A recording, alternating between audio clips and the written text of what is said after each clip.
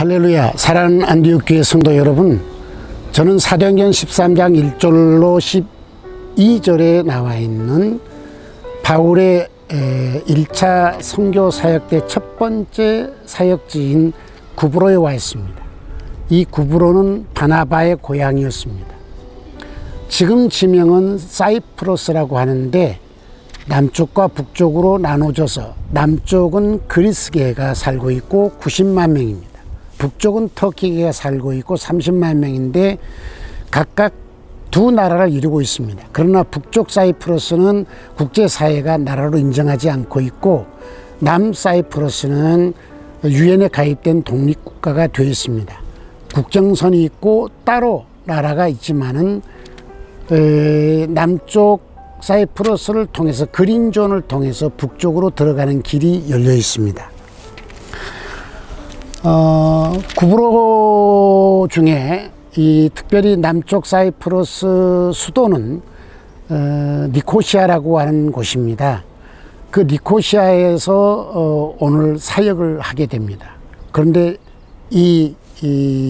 제가 서 있는 이곳은 바울이 안디옥을 출발해서 살람이라고 하는 구브로 첫 도시에 도착해서 전도하고 육로로 관통해서 바보라고 하는 지역에 도착해서 그 당시 총독 서기오 바울에게 전도를 할 때 마술사 바예수가 방해를 해서 바울이 저주함으로 일시 맹인이 되는 사건이 있었던 지역, 이곳을 바보라고 합니다. 현재 지명은 파포스라고 하는데 제가 오늘 이 사이프러스 사역을 할 수도 니코시아에서는 자동차로 1시간 한 40-50분 걸리는 곳입니다.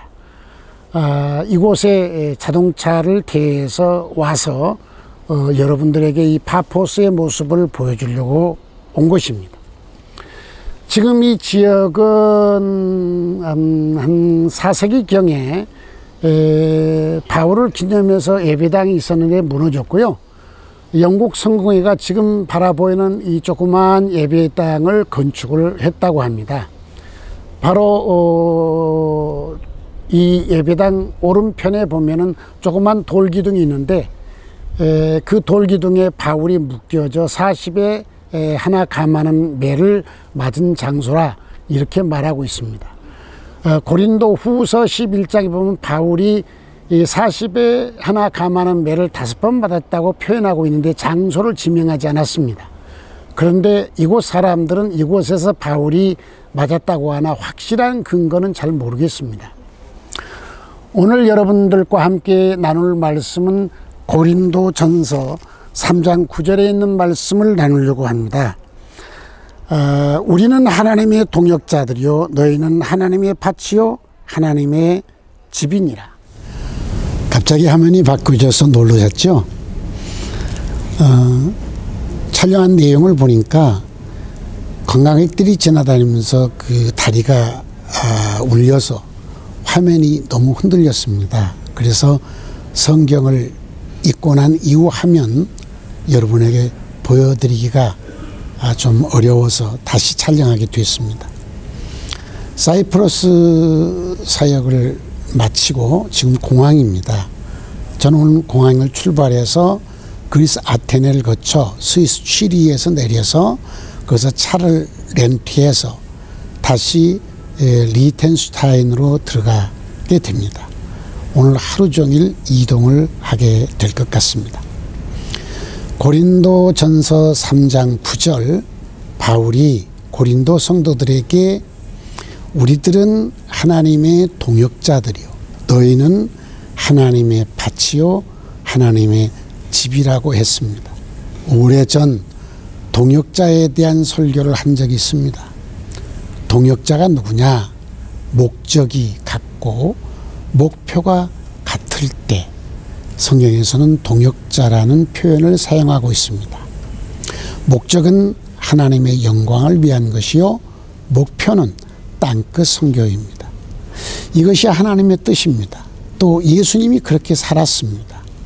바울도 그렇게 살았습니다. 그래서 바울은 우리는 하나님의 동역자라는 말을 사용했던 것입니다. 동역자는 목적과 목표가 동일하기 때문에 상대를 위해 죽어줄 수 있는 사람을 동역자라고 표현합니다. 예수님과 목적이 동일하고 목표가 동일한 우리 모두는 하나님의 동역자가 될 수 있습니다. 우리 삶의 목적은 하나님께 영광이 되는 것이고요.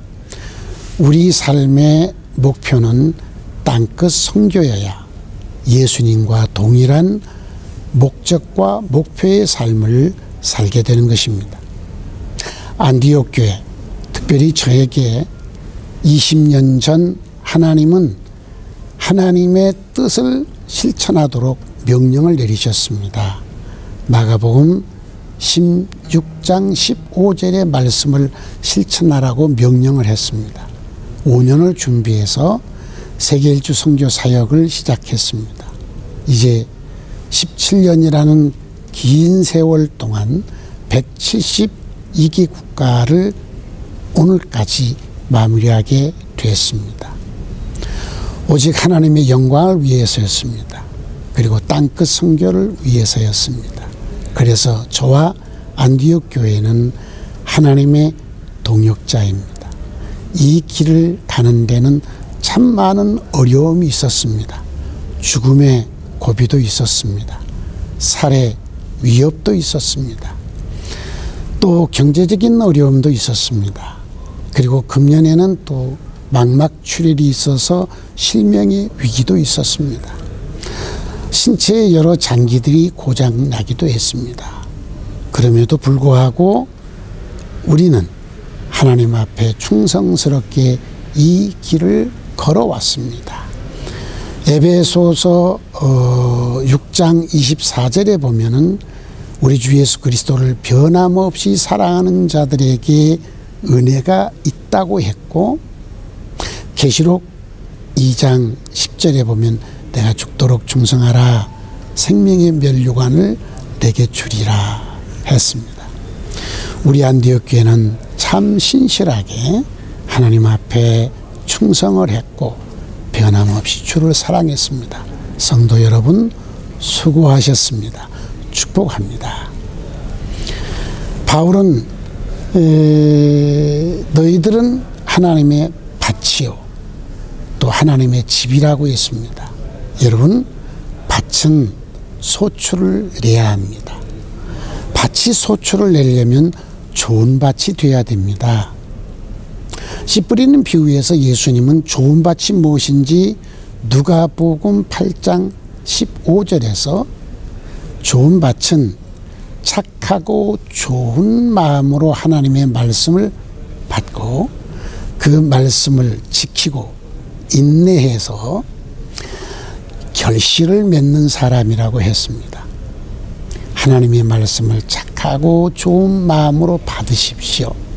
그리고 지키시고 인내해서 열매 맺으시기 바랍니다.